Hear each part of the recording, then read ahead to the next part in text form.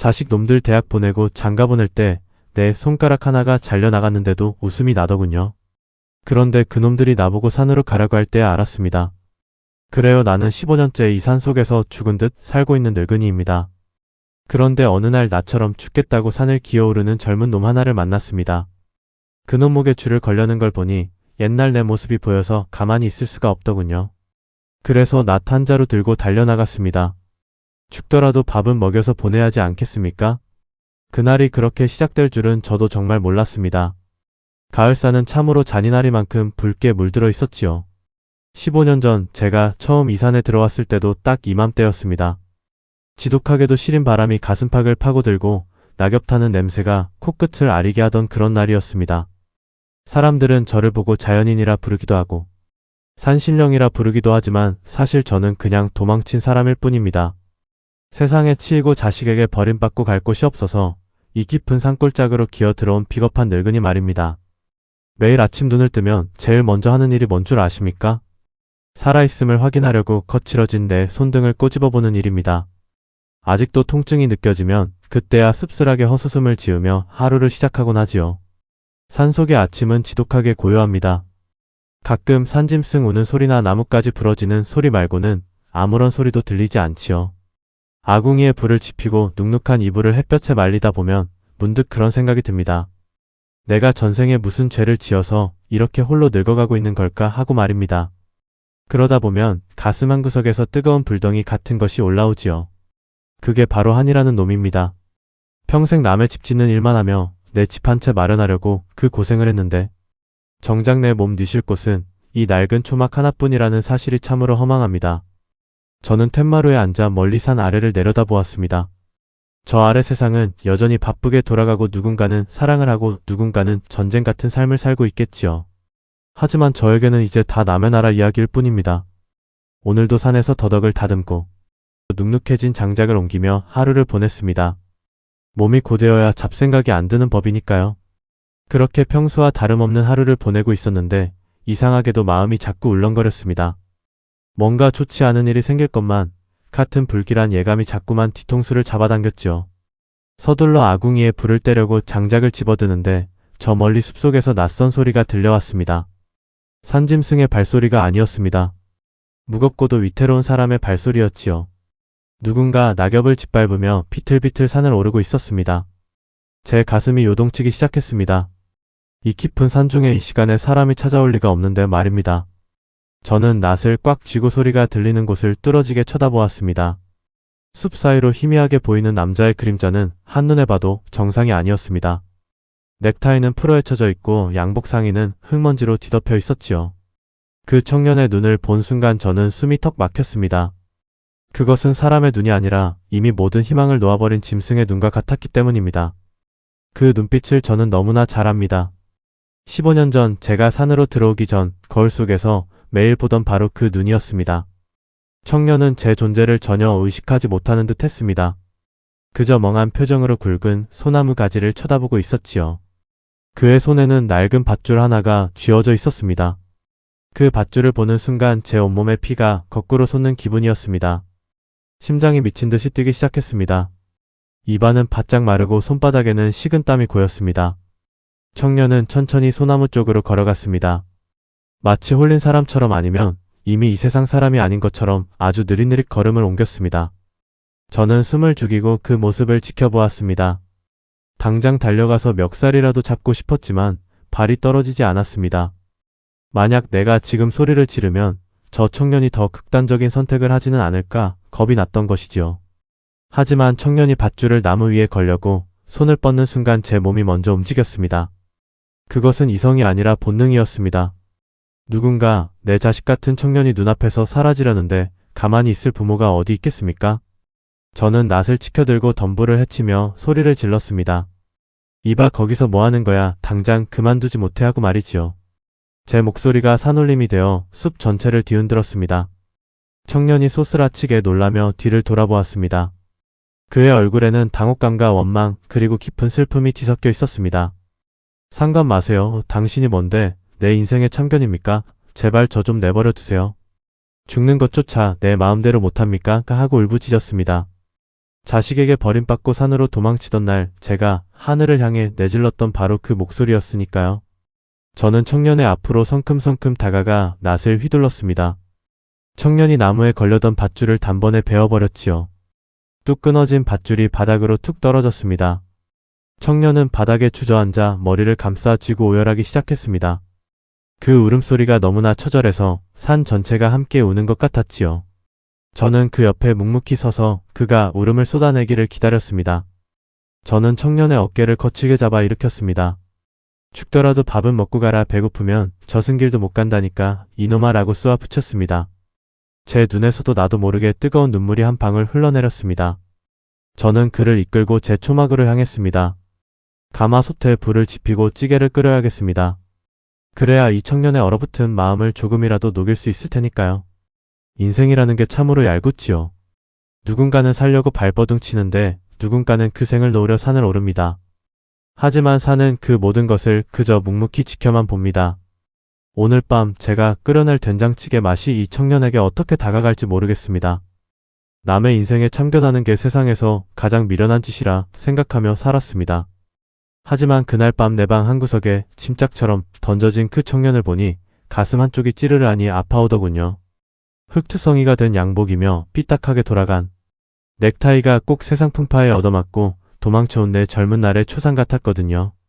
그 넥타이가 한 사람의 목을 조르는 밧줄이 되기도 한다는 걸 그 청년은 알고 있었을까요? 죽겠다고 발버둥 치던 놈이 막상 방 안에 들어오니 힘 하나 못 쓰고 덜덜 떨기만 하는데 그 모습이 참으로 가관이면서도 가련했습니다.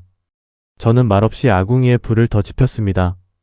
장작 타는 소리가 적막한 방 안을 채웠지만 우리 사이에는 차가운 침묵만이 감돌았지요. 방 안에는 퀴퀴한 흙냄새와 오래된 나무 타는 냄새가 뒤섞여 있었습니다. 청년은 무릎 사이에 고개를 파묻고 한참 동안 미동도 하지 않았지요. 저는 낡은 옷 상자를 뒤져서 제가 입던 두툼한 손바지와 낡은 스웨터를 꺼내 그놈 앞에 던져주었습니다. 당장 그 꼴싸나운 껍데기부터 벗어 던지라고 소리를 쳤습니다. 번듯한 양복이 무슨 소용입니까? 속이 다 썩어 문드러졌는데 말입니다. 청년은 그제야 고개를 들고 나를 쳐다보는데 그 눈동자에 고인 눈물이 방 전등 불빛에 반사되어 파르르 떨리고 있었습니다. 가슴이 먹먹해졌지요. 저는 일부러 더 퉁명스럽게 굴었습니다. 이 산에선 체면 차릴 거 없으니 얼른 갈아입으라고 윽박을 질렀습니다. 청년이 떨리는 손으로 넥타이를 푸는데 그 손가락이 어찌나 가늘고 하얗던지 마음이 좋지 않았습니다. 저 손으로 펜대나 굴리고 서류나 만졌을 놈이 어쩌다 이 험한 산속까지 제 발로 찾아왔을까 싶었지요. 넥타이가 바닥으로 툭 떨어지는 소리가 마치 무거운 쇠사슬이 풀리는 소리처럼 들렸습니다. 한참이 지나서야 청년이 제가 준 낡은 옷으로 갈아입었습니다. 명품 양복을 입었을 때는 그렇게 커 보이던 놈이 내 낡은 옷을 걸치니 영락없이 길 잃은 어린애처럼 보였습니다. 저는 젖은 양복을 문 밖에 걸어두며 생각했습니다. 저 옷 한 벌에 입으려고 이놈이 얼마나 많은 수모를 견뎠을까 하고 말입니다. 산속의 밤은 깊어만 가고 바람은 점점 더 사나워졌습니다. 창호지 문이 덜덜 떨리는 소리가 꼭 누군가 울부짖는 소리처럼 들렸지요. 저는 청년에게 물었습니다. 자식도 있고 마누라도 있을 놈이 왜 그렇게 무책임하게 가려고 했느냐고 말이지요. 청년은 대답 대신 깊은 한숨을 내쉬며 고개를 숙였습니다.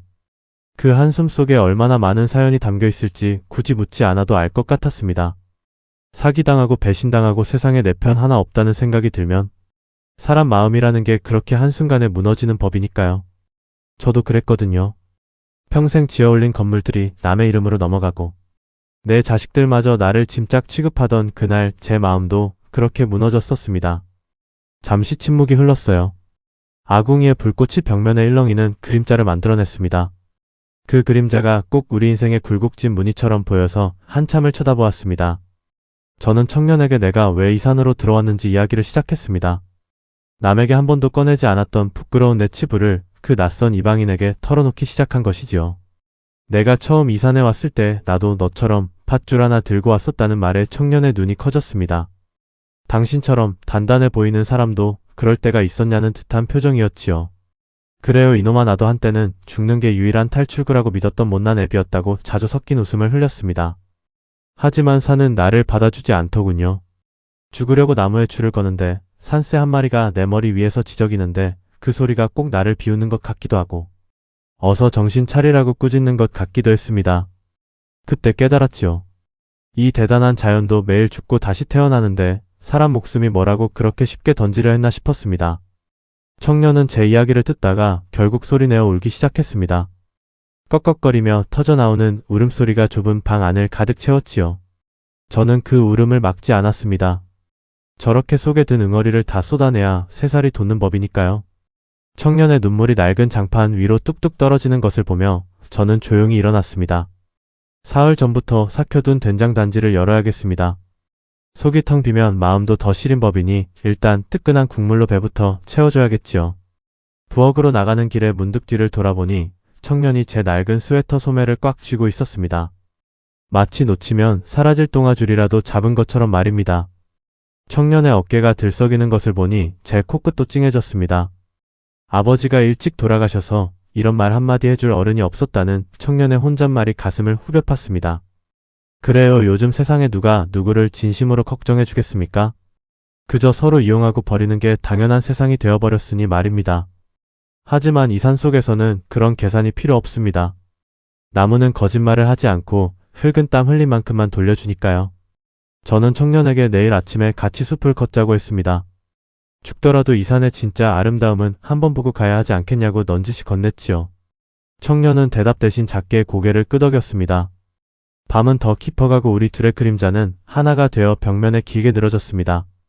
인생이라는 험한 산을 넘다 잠시 길을 잃은 두 남자가 그렇게 서로의 온기에 기대어 하룻밤을 견뎌내고 있었습니다. 오늘 밤은 왠지 바람 소리도 그리 춥게 느껴지지 않았습니다. 그 온기가 아직도 제 가슴에 남아 저를 따뜻하게 만드네요. 다음날 새벽 산속의 공기는 얼음장처럼 차가웠습니다. 툇마루에 서서 크게 숨을 들이켜면 허파 깊숙한 곳까지 시린 기운이 전해져 정신이 번쩍 들곤 하지요. 저는 아직 어둠이 가시지 않은 방 문을 거칠게 열었습니다. 그놈은 제가 준 낡은 스웨터를 입은 채 태아처럼 웅크리고 자고 있더군요. 잠든 얼굴을 보니 어젯밤 그렇게 울어대더니만 눈가가 퉁퉁 부어 있었습니다. 저는 인정사정 없이 그놈의 어깨를 흔들어 깨웠습니다. 죽으러 왔으면 그만한 각오는 되어 있을 것 아니냐며 당장 일어나라고 소리를 질렀지요. 청년은 영문도 모른 채 비틀거리며 일어났고 저는 그놈 손에 녹슨 도끼 한 자루를 쥐어주었습니다. 죽기 전에 밥값은 하고 가야 하지 않겠느냐며 마당 한 구석에 쌓인 장작 더미를 가리켰습니다. 이 장작을 다 패지 못하면 오늘 밥은 한 톨도 없을 줄 알라고 엄포를 놓았지요. 청년은 황망한 표정으로 도끼와 나를 번갈아 쳐다보았지만 제 눈빛이 너무나 단호했는지 결국 마당으로 나섰습니다. 마당에는 이슬 맺힌 낙엽 냄새와 차가운 흙내음이 가득했습니다. 청년은 생전 처음 잡아보는 도끼가 낯선지 엉성한 자세로 통나무를 내리찍기 시작했습니다. 하지만 도끼날은 통나무 옆면을 비껴가기 일쑤였고 힘만 뺀 청년의 숨소리는 금방 거칠어졌습니다. 저는 툇마루에 앉아 그 꼴을 묵묵히 지켜보았습니다. 세상살이가 꼭 저 도끼질과 같습니다. 마음만 앞선다고 되는 게 아니라 정확한 자리에 힘을 실어 내리쳐야만 단단한 나무도 결대로 쪼개지는 법이지요. 청년의 이마에 땀방울이 맺히기 시작했습니다. 차가운 새벽 공기 속에서 그놈의 몸에서 하얀 김이 모락모락 피어오르는 것을 보니 그제야 살아있는 사람 같아 보였습니다. 가슴이 뻐근해졌지요. 저는 일부러 더 톡한 말을 내뱉었습니다. 그 정도 힘도 없어서 어떻게 죽으려 했느냐며 혀를 끌차기도 했습니다. 청년은 입술을 꽉 깨물고 다시 도끼를 치켜들었습니다. 한 번, 두 번, 10번이 넘어가자 드디어 통나무 하나가 경쾌한 소리를 내며 반으로 쩍 갈라졌습니다. 그 순간 청년의 눈빛에 아주 미세한 생기가 도는 것을 저는 놓치지 않았습니다. 무언가를 제 힘으로 해냈을 때 느끼는 그 본능적인 희열은 죽음의 그림자도 잠시 잊게 만드는 힘이 있으니까요. 하지만 저는 칭찬 대신 다음 일을 시켰습니다. 이번엔 지게를 지고 산 중턱에 가서 마른 나뭇가지들을 해오라고 명령했습니다. 청년은 휘청거리며 지게를 짊어지고 저를 따라 산길을 올랐습니다. 산길은 험하고 가팔랐지만 저는 뒤도 돌아보지 않고 성큼성큼 걸었습니다. 청년은 뒤에서 헉헉거리며 넘어질 듯 말 듯 따라오느라 정신이 없었지요. 그렇게 한참을 오르다 보니 산 정상 너머로 붉은 해가 고개를 내밀고 있었습니다. 잠시 침묵이 흘렀어요. 온 세상이 금빛으로 물드는 그 장엄한 광경 앞에서 청년은 지게를 내려놓고 멍하니 서 있었습니다. 저는 청년 옆에 서서 제가 잘린 손가락을 가리키며 말했습니다. 이 손가락이 잘리던 날 나도 세상이 다 끝난 줄 알았단다. 그런데 병원 창밖으로 보이는 저 해가 내일도 뜰 거라는 사실이 그렇게 고맙더라고 말이지요. 청년은 제 손을 한참 동안 내려다보았습니다. 굳은 살이 박이고 흉측하게 변해버린 늙은이의 손에서 그는 아마 수십 년의 세월을 읽었을지도 모릅니다. 청년의 눈에서 다시 눈물이 고였지만 이번에는 어젯밤처럼 나약한 울음이 아니었습니다. 무언가 뜨거운 것이 속에서부터 올라오는 듯한 그런 떨림이었지요. 우리는 말없이 산더미처럼 나뭇가지를 모아 지게에 얹었습니다. 내려오는 길은 올라올 때보다 훨씬 무거웠지만 청년의 발걸음은 이상하게도 더 단단해져 있었습니다.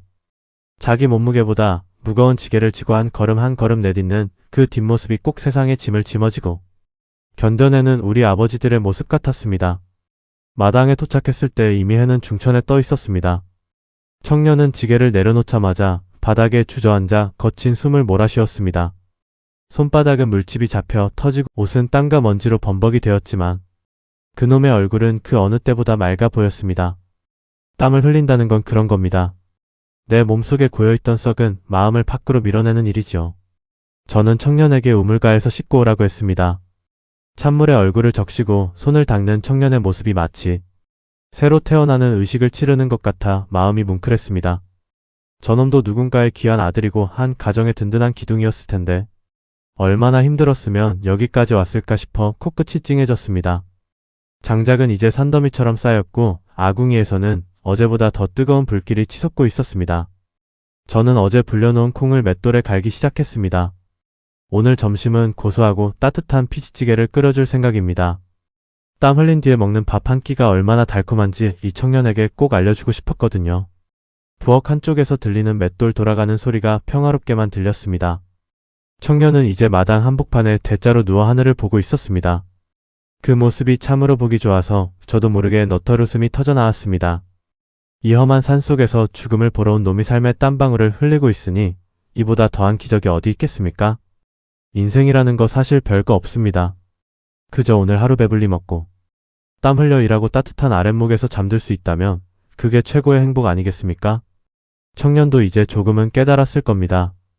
죽는 것보다 사는 게 훨씬 더 고되고 힘들지만 그만큼 더 가치 있다는 사실을 말입니다. 맷돌질을 멈추고 잠시 허리를 펴니 산들 바람이 불어와 땀을 식혀주었습니다. 그 바람이 꼭 수고했다고 등을 두드려주는 어머니의 손길 같아서 눈시울이 붉어졌습니다. 이 청년에게도 오늘 하루가 평생 잊지 못할 구원의 시간이 되었기를 간절히 바라봅니다. 그 땀 냄새가 아직도 제 코끝에 남아서 저를 미소 짓게 만드네요. 맷돌 돌아가는 소리가 멈추고 산속에는 다시 고요함이 찾아왔습니다. 마당 한복판에 누워 하늘을 보던 청년의 숨소리도 이제는 제법 평온해져 있었지요. 저는 맷돌에 갈아낸 하얀 콩물을 냄비에 붓고 아궁이 불 위에 올렸습니다. 비지찌개 끓이는 냄새가 좁은 부엌 가득 퍼지기 시작했지요. 그 고소하면서도 투박한 냄새가 제 코끝을 스치는데 문득 40년 전 돌아가신 제 어머니 얼굴이 떠올랐습니다. 가난했던 시절 자식들 배불리 먹이려 당신은 찬밥에 물 말아 드시면서도 우리에게는 늘 따뜻한 찌개를 끓여주셨던 그 어머니 말입니다. 가슴 한구석이 묵직해졌지요. 저는 일부러 아궁이 나뭇가지를 더 세게 뒤적였습니다. 부엌 창문 너머로 노을이 번지기 시작했습니다. 온 세상을 주황빛으로 물들이는 그 따뜻한 질감이 꼭 어머니의 품 같아서 눈시울이 붉어졌지요. 저는 잘 익은 묵은지를 송송 썰어 넣고 어제 불려둔 된장 한 숟가락을 크게 떠서 찌개에 풀었습니다. 보글보글 끓어오르는 찌개 소리가 마치 어머니의 잔소리처럼 정겹게 들렸습니다. 우리는 말없이 텐마루의 팝상을 마주하고 앉았습니다. 팝상 위에는 갓 끓여낸 비지찌개 한 냄비와 묵은지 한 첩씩 그리고 갓 지은 보리밥 두 그릇이 전부였지요. 화려하진 않지만 땀 흘린 뒤에 마주하는 팝상이라 그런지 그 어느 진수성찬보다 귀해 보였습니다. 청년은 제가 건넨 숟가락을 쥐고 멍하니 찌개를 쳐다보았습니다. 숟가락을 쥔 청년의 손가락 마디마디가 빨갛게 부어올라 있었습니다. 새벽부터 도끼질하고 지게질하느라 고생한 흔적이었지요. 그 투박해진 손을 보니 마음이 좋지 않았습니다.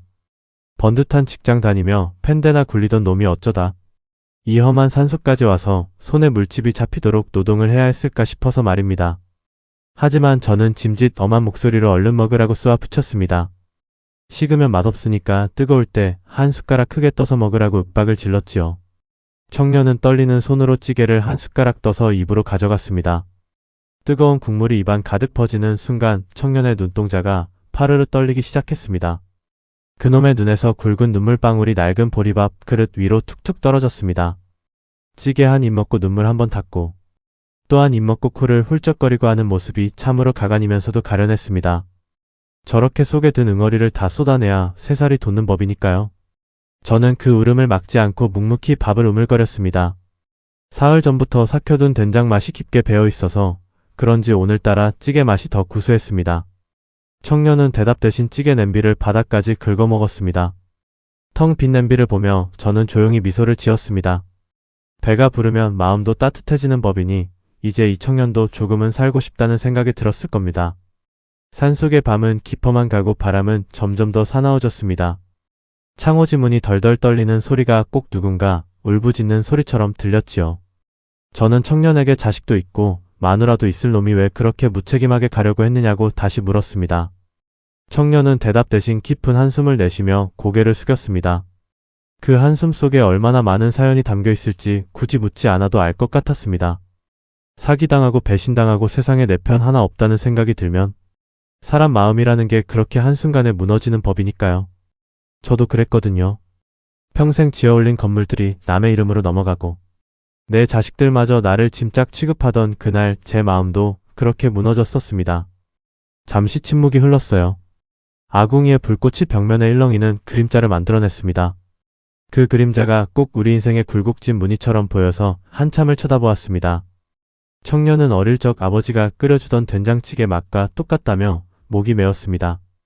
아버지가 일찍 돌아가셔서 이런 말 한마디 해줄 어른이 없었다는 그놈의 말이 제 가슴을 후벼 팠습니다.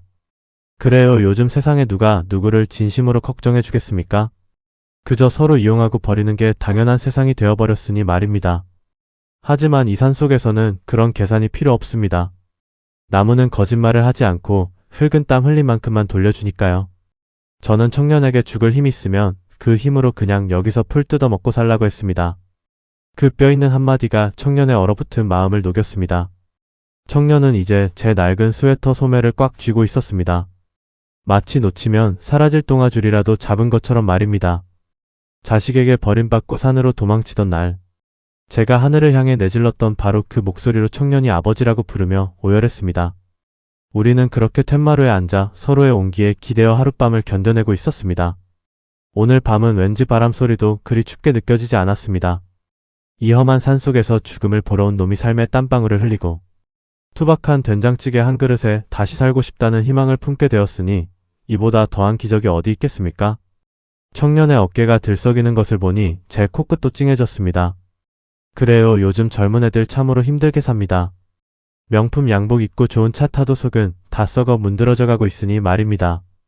저는 청년에게 내일 아침에 같이 숲을 걷자고 했습니다. 죽더라도 이 산의 진짜 아름다움은 한번 보고 가야 하지 않겠냐고 넌지시 건넸지요. 인생이라는 거 사실 별거 없습니다. 그저 오늘 하루 배불리 먹고 땀 흘려 일하고 따뜻한 아랫목에서 잠들 수 있다면 그게 최고의 행복 아니겠습니까? 청년도 이제 조금은 깨달았을 겁니다. 죽는 것보다 사는 게 훨씬 더 고되고 힘들지만 그만큼 더 가치 있다는 사실을 말입니다. 그 묵은지 냄새와 된장찌개 향이 아직도 제 마음에 남아서 저를 따뜻하게 만드네요. 이 청년에게도 오늘 밤이 평생 잊지 못할 구원의 시간이 되었기를 간절히 바라봅니다. 저 아래 세상은 여전히 바쁘게 돌아가고 누군가는 전쟁 같은 삶을 살고 있겠지만 우리는 이 깊은 산골짜기에서 삶의 진짜 의미를 찾아가고 있었습니다. 밤이 깊어질수록 산속의 어둠은 더 짙고 무거워졌습니다.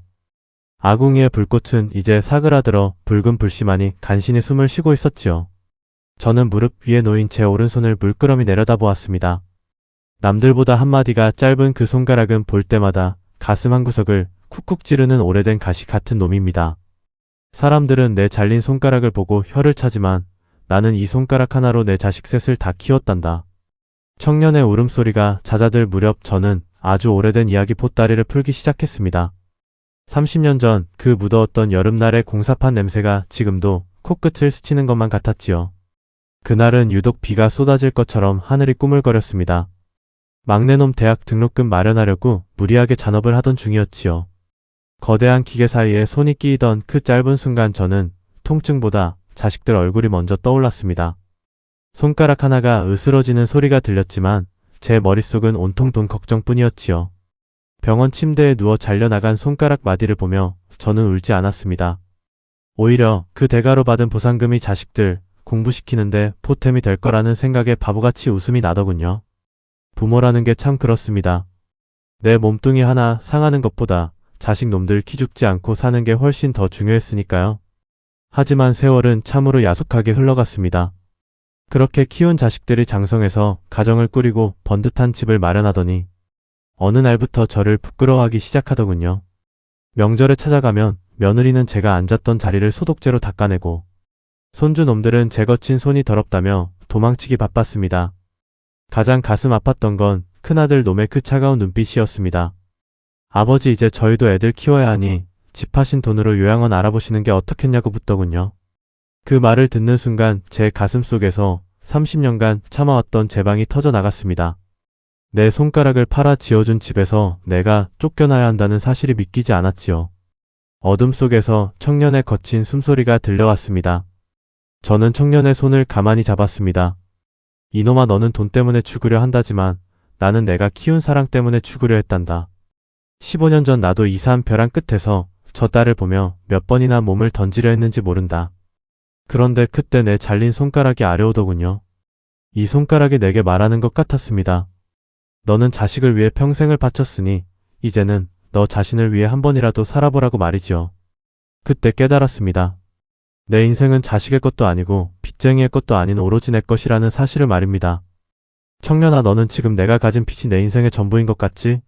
하지만 그건 틀린 생각이다.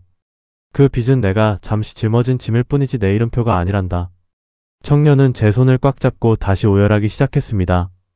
이번에는 슬퍼서 우는 게 아니라 가슴속에 쌓였던 울분을 다 씻어내는 것 같았습니다.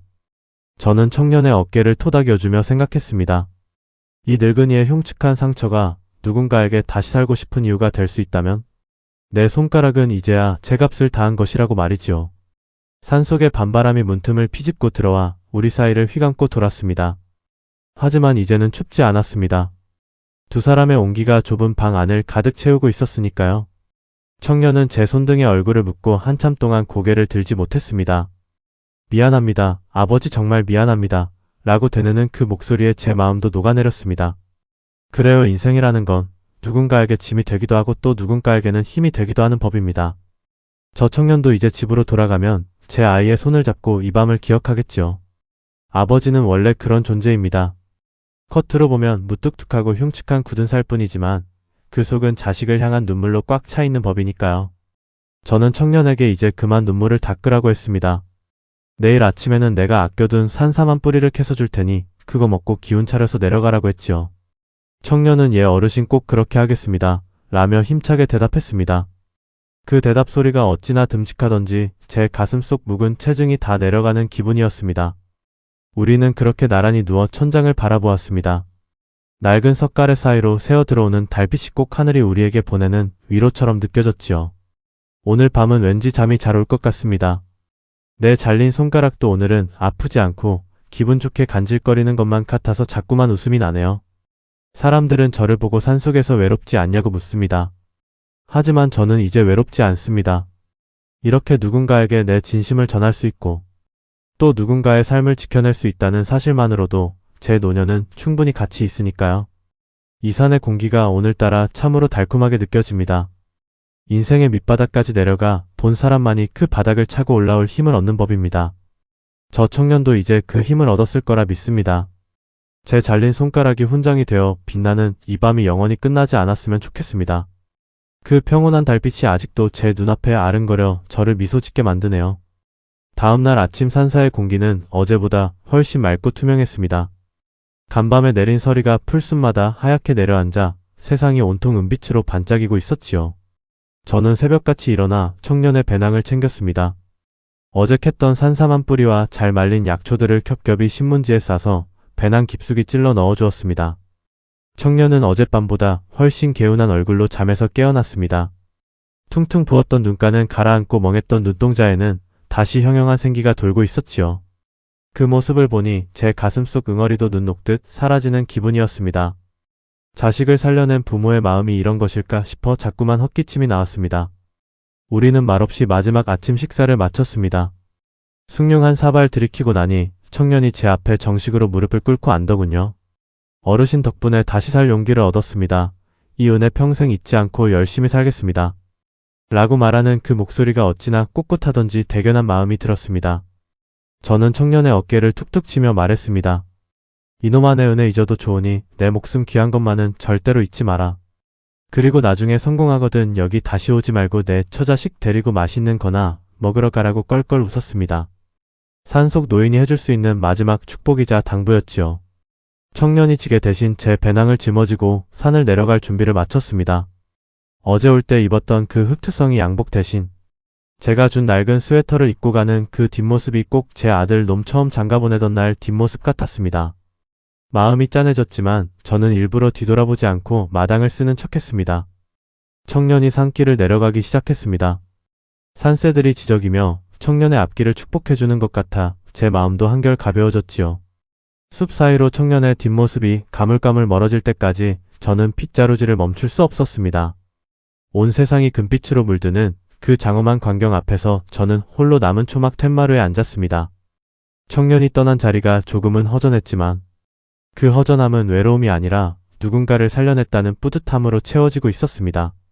인생이라는 것 참으로 묘하지요. 나 같은 늙은이가 세상에 무슨 도움이 될까 싶었는데 저 젊은 생명 하나를 다시 세상으로 돌려보냈으니 제 손가락이 잘린 보람이 이제야 느껴지는 것 같았습니다. 자식들에게 버림받고 이 산으로 들어올 때 저는 세상을 원망하고 사람을 미워하며 살겠노라 다짐했었습니다. 하지만 오늘 깨달았습니다. 진정한 폭수는 그들을 미워하는 게 아니라 내가 더 품위 있게 행복해지는 것이라는 사실을 말입니다. 저 청년이 내려가서 지어 올릴 인생의 집에는 사랑과 희망이 가득하기를 간절히 빌어봅니다. 그리고 저 또한 이 산에서 남은 생을 더 정갈하게 가꾸어 나가겠노라 다짐했지요. 산바람이 불어와 제 얼굴에 주름을 어루만지고 지나갔습니다. 그 바람이 꼭 고생했다고 이제는 편히 쉬라고 말해주는 것 같아 눈시울이 붉어졌습니다. 저는 이제 외롭지 않습니다. 저 아래 세상 어딘가에서 나를 아버지라 부르며 열심히 살아갈 아들 같은 놈이 하나 생겼으니까요. 여러분께 꼭 드리고 싶은 말씀이 있습니다. 자식 농사 다 소용없다고 한탄하지 마세요. 그들도 그들만의 무거운 짐을 지고 산길을 오르고 있는 중일 테니까요. 다만 그들에게 내 전부를 다 주지는 마세요. 내 몫에 촛불 하나는 남겨두어야 그들이 길을 잃었을 때 환하게 비춰줄 수 있는 법입니다. 자식을 위해 손가락에 잘려도 웃을 수 있는 게 부모라지만 이제는 나 자신을 위해서도 웃어보시기 바랍니다. 늙어간다는 건 시들어가는 게 아니라 더 깊은 향기를 머금어가는 과정입니다. 저 산속의 묵은 된장처럼 말이지요. 그 투박한 맛이 누군가에게는 생명의 동아줄이 될 수 있다는 걸 잊지 마세요. 청년이 완전히 시야에서 사라졌을 때 저는 비로소 하늘을 우러러 크게 숨을 내뱉었습니다. 가슴속을 꽉 채우고 있던 마지막 토끼가 빠져나가는 기분이었습니다. 인생이라는 산행에서 내리막이 있으면 반드시 오르막이 있고 어두운 밤이 지나면 눈부신 아침이 온다는 그 평범한 진리를 이제야 온몸으로 느낍니다. 오늘 밤은 달빛이 더 밝을 것 같습니다. 산속의 적막함조차 이제는 평화로운 음악 소리처럼 들려옵니다. 아궁이에 불을 지피고 따뜻한 차 한 잔 마시며 내일은 또 어떤 산나물을 캘지 고민해봐야겠습니다. 살아있다는 것 그 자체가 얼마나 큰 축복인지 이제야 알 것 같아서 자꾸만 눈물이 나네요. 그리고 이 이야기를 듣고 계신 시청자 여러분, 오늘 하루 수고 많으셨습니다. 부디 자신을 더 아끼고 사랑하시기 바랍니다. 당신은 그 자체로 누군가에게는 거대한 산이고 따뜻한 밥상이며 다시 살고 싶은 이유입니다. 이 평온한 마음이 여러분의 가슴속에도 고스란히 전해지기를 간절히 바랍니다. 저 멀리 청년이 두고 간 낡은 넥타이가 바람에 흔들리고 있네요.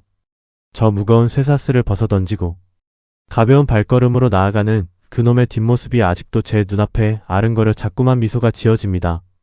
인생 참 살만한 가치가 있지 않습니까? 그 따뜻한 희망의 향기가 아직도 제 마음에 남아서 저를 행복하게 만드네요.